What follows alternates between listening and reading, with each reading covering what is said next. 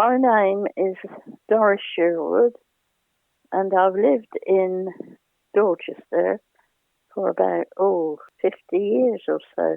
I came to live here in 1960, actually, so I've been here quite a long time.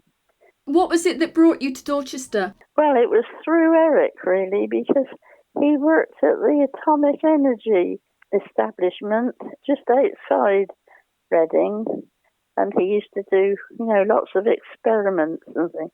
He had promotion. He went to work at Windrose, so that's why we came here, into Dorset. About, I think it was 1971, the Queen came to Dorchester.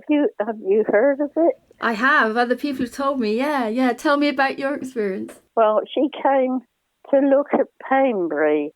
Apparently, I was told to look at the horses there, because there was a farm there, you see, because there was a lot of fields. And anyway, she came to Dorchester, and she also, at the same time, after she'd been to this farm just outside Dorchester, which is now called Pembury, she went to Windrose as well. Well, I actually saw her because she went along the end of our road. Did you actually sort of go out onto the street to see her as she passed? Yes, we did. I remember what she was wearing. It must have been in the summer, because she didn't wear a coat or anything. She had a hat on and a pink and green pattern dress. Very pretty it was, yes, I remember that. She had a hat, a sort of I don't know what you call it, a close-fitting hat it was, because that was the fashion then, I suppose. Because that was a long time ago. That was about, I know it was about 71. Anyway, we wondered why she did it, but we found in the end, because at Windrose they had their own newsletter, they called it the Atom News, and in there was a picture of Eric, because he used to do lots of experiments, at Harwell, and he was doing the same things, I suppose, at Windrose, and he won lots of awards. £100 here, which was a lot of money then, a few pounds here and some there, And anyway, in this Atom News, there was a picture of him, and it said that he won these awards, and there was a picture of him shaking hands with the Queen. And I thought, well, it's funny, because he was lining up with a lot of the others from Windrose. And anyway, a few years after that, must have been 2 years after that, we had a letter come, I think it was Buckingham Palace, and we wondered whatever, they were writing to us about. But it ended up where he was awarded the British Empire Medal. Of course, he didn't go to Buckingham Palace to get it. The High Sheriff of Dorset presented it to him at Windrose.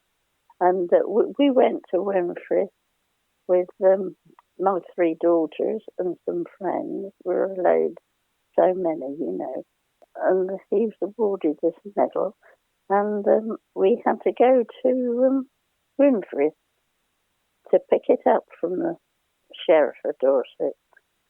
Was it a big surprise when that came through? It was, yes.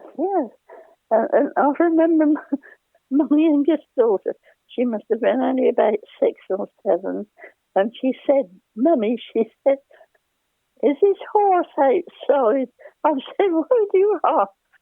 And she said he's wearing spurs. He was all dressed up, in his uniform. It shows you how children notice things I hadn't noticed. Oh, what a lovely memory to have. Yes, it was. I met Mary Berry. Oh, have you? Yes, I've spoken to her. She's written books But this is before she did the bake-off programs, you know.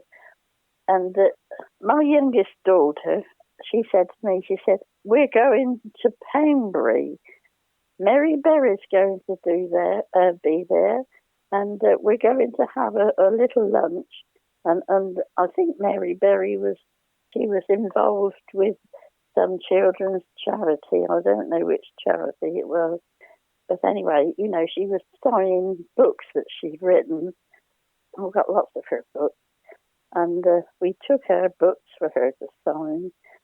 And I know the date because it must have been the 4th of November, you know, the day before the 5th, bonfire day. Well, bonfire night. And they were talking about toffee apples. And my daughter said, she said, my mother, she said, knows about toffee apples, all the hints and that. She introduced me to Mary Berry, and Mary Berry said to me, she said, you know, she said, I've never made toffee apples. she might have done by now, but then she hadn't. And anyway, I was giving her a few hints and tips. Yeah, oh, brilliant. I love that. You were giving Mary Berry cookery tips. Yes. That's fantastic. I'd love to know if she actually went and made them. Yes, so would I, yeah. Wouldn't it be great? We'll see if we can find out. What would you say your sort of special place in Dorset is then? Where's your place where you know, I don't know whether it's like lovely memories or just beautiful views. Where's your place that you would go to just to, you know, if you were going to have an afternoon out in your favourite place in Dorset? Well, when I came, first of all, to Dorset, I thought, well, I'm a bit inquisitive, you know, and I wanted to find out more about it. So we went to all these sort of places everywhere. You name it, we've been there in Dorset. I don't think there's any places we haven't been to. There was one little place, you wouldn't have heard of it, I don't expect. It's called, it's a little tiny church. I think it's been redone, but it's so tiny. It only holds about a couple of dozen people, and they only have, I think, a service there about once a month. You know, it's called St. Catherine's by the Sea. The roof was corrugated iron, but I think they've changed it now. It's had a bit of an update. It's just a few miles out of Dorchester. And I said, it's right on the edge of the sea, on the hill. And my husband and I used to go there, and he liked it so much there because it's so quiet, you know. And I said I would like my ashes to be thrown in the sea there, if it's possible. So I think the girls are going to try and do it.